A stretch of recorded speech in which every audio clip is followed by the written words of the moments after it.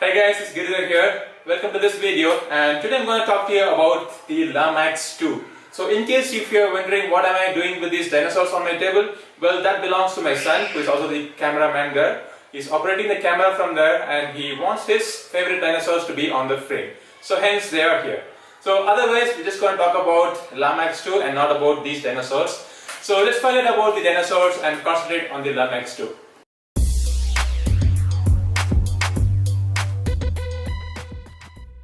The LEECO 2 is a flagship device of 2016 from LEECO. It is powered by the latest and greatest processor, the Snapdragon 820 with a GPU of Adreno 530, and it's got 6 GB of RAM. The unit in my hand has a 6 GB of RAM, but the 4 GB RAM is available in India currently, and 6 GB variant is soon expected to be launched. So, well, the design factor of this mobile looks very much similar to any other lab mobiles in the market right now, but I like the design. So, but the reason I like the design is it is a 5.7-inch device, and it definitely doesn't look like a 5.7-inch mobile to me. Well, I use the 5.5-inch OnePlus One as my daily driver, and it looks very similar in dimensions to them, and I definitely don't feel like holding a 5.7-inch device in my hand. So that is one factor which I like about it. Though it's a large device, it doesn't feel so large. The reason for this is one thing, the borderless screen. So the display has almost zero border and bezels are very thin, and you can see that the body to display ratio is very huge, and almost 80 to 90% of the body is the screen here. Another thing is the finely chamfered edges and clean and neat design, and the flesh form factor all around. That's what I like about this design.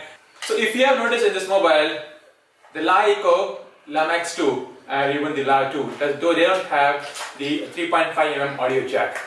And LEECO has adopted for CDLA, so continually digital lossless audio, which means that the audio is transmitted from the USB-C port here and not from the conventional 3.5mm audio jack on the top.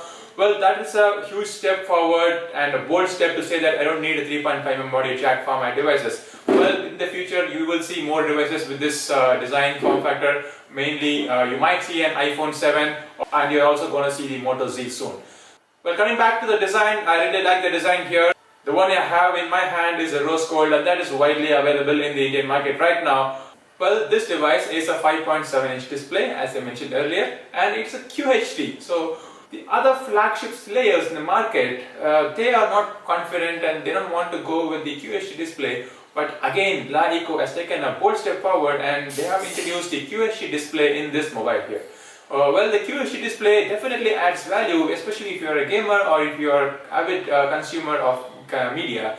The QHD display gives you a rich experience, and also even for regular applications and text and browsing and things like that, having a QHD display definitely makes a difference. But there is a downside to it. It consumes a lot of battery. So let's talk about the battery immediately. So it has a 3100 mAh battery, but the battery is not sufficient for it. So I get about 15 to 18 hours of battery life on this mobile on my normal usage, and I get a very low screen on time of 2.5 hours. So that is one downside of having a huge screen and a QHD display on this mobile.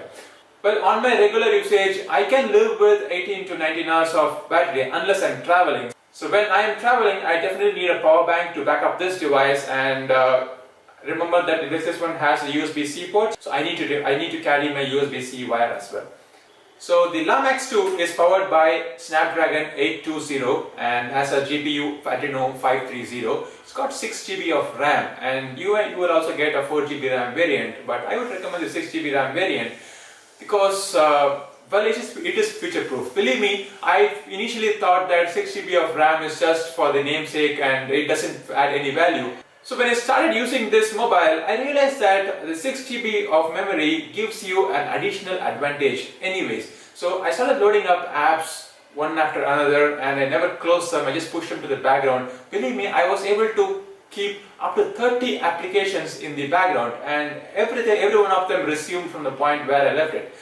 Well, that is one great advantage of having a 6 GB of RAM. Well, practically speaking, you may not be doing 30 apps on the background, but you may be consuming like resource intensive games and apps and VR content and things like that. So a 6 GB RAM is definitely useful in that context. Well, that's about the memory, and internal memory is called 64 GB. Unfortunately, it doesn't have an expandable storage. So that is a downside of it. It has dual SIM card but not a hybrid SIM card, so you won't be able to expand it, so you better get the 64 GB variant. Well, the gaming experience. The gaming experience is really good. When I say really good, I would say that there are two things that is adding to this factor. Well, a QHD screen. A QHD screen, a 5.7-inch QHD screen is definitely a pleasing experience for any gamer. Also, this mobile does not heat up at all. So I was playing like all the resource-intensive games like the Asphalt and Unkilled, and there's a couple of my favorite games on this mobile. And I was playing for around 1.5 hours, and I realized that the mobile doesn't heat up at all. I did take up my heat gun and I checked the temperature, and the temperature just rose up by 2 degrees. That is something which I haven't seen in any of the flagship devices recently. So with performance, I would give a double thumbs up for the Lumax 2. Talking about the camera, the mobile has a 21 megapixel sensor at the rear and a 8 megapixel sensor on the front. So 21 megapixel sensor is a huge sensor, and that's why you will see there's a small slight protrusion from the body.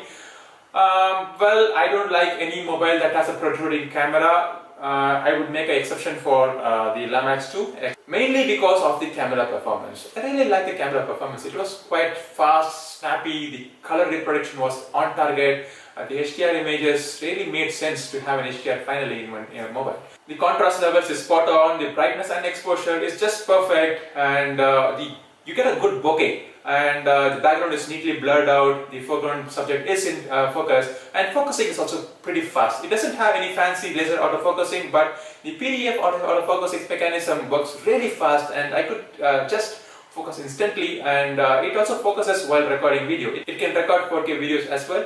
Well, another thing which I really missed in this Lumax 2 is the Pro mode or the manual mode, wherein you get to adjust all your fine settings like your shutter speed, ISO or white balance and things like that. But Lumax 2 didn't have that Pro mode. The front-facing camera has a wide-angle lens, and it can cover up to like 8 to 9 people from your arm's length, and it's got a good sharpness, and I would say that this is also good for your video calls, your Snapchat and other functionalities which you'll be using on your front camera. The mobile is powered by Android 6.0, and it's got the EUI running on top of it. Well, EUI adds a lot of user experience to it, and it is a pleasing experience. It doesn't have many additional applications installed. So there are 3 important applications that comes with the mobile: the Live, LAVD and the LAVIEW.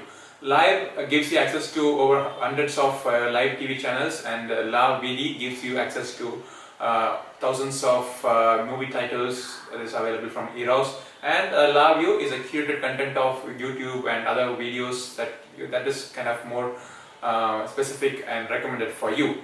So otherwise the UI is plain and simple. I really like the control center. With a single tap I can see all the running applications in the background, and I can also have quick access to all the settings. So the Lumax 2 has a fingerprint sensor, and the fingerprint sensor isn't fast enough, so I ended up using the power screen to wake up my device quite often. I really missed having the gestures on it, like tap to wake or tap to sleep, or draw gesture to open up an application. Well, that kind of gestures would have been really useful on this mobile, especially of this size. Well, there are a few things that is missing in this mobile. Like, as I said earlier, gestures is missing, and also the call recording feature is kind of missing here. So these are the basic features which we have enjoyed in even the sub 10,000 rupees priced mobiles. I feel that LEECO must up its game and introduce all these features, little features which people have been asking for inside this mobile. Having said all that, the UI is fast, snappy, and yeah, 6 GB of memory, right? So there is no issues in running the UI here on this mobile. And a QHD screen, it's pleasing to see all the UI renders very nicely here, and the graphic is also amazing. So there's nothing I can complain about the UI presentation layer, but functionality-wise, there is a little bit of features that is lagging, and I hope LEECO kind of gets our feedback and implements all these features in the coming updates. OnePlus 3 is a direct competitor for Lumax 2 because they are both in the same price range. I have used the OnePlus 3 and I've also used the Lamax 2. If you ask me to pick one of these, I would pick the Lamax 2, mainly because of the QHD screen resolution. For everything else, that is OnePlus 3. But you're gonna pay 30,000 rupees, and for 30,000 rupees, you get a solid build and you get a neat well designed device. It's got a fantastic camera, it's got an amazing display.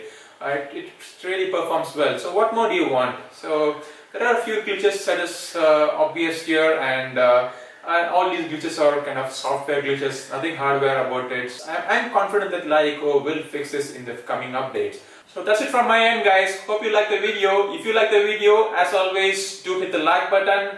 Don't forget to subscribe and share this video with your friends. This is Giridhar signing off until I see you in the next video.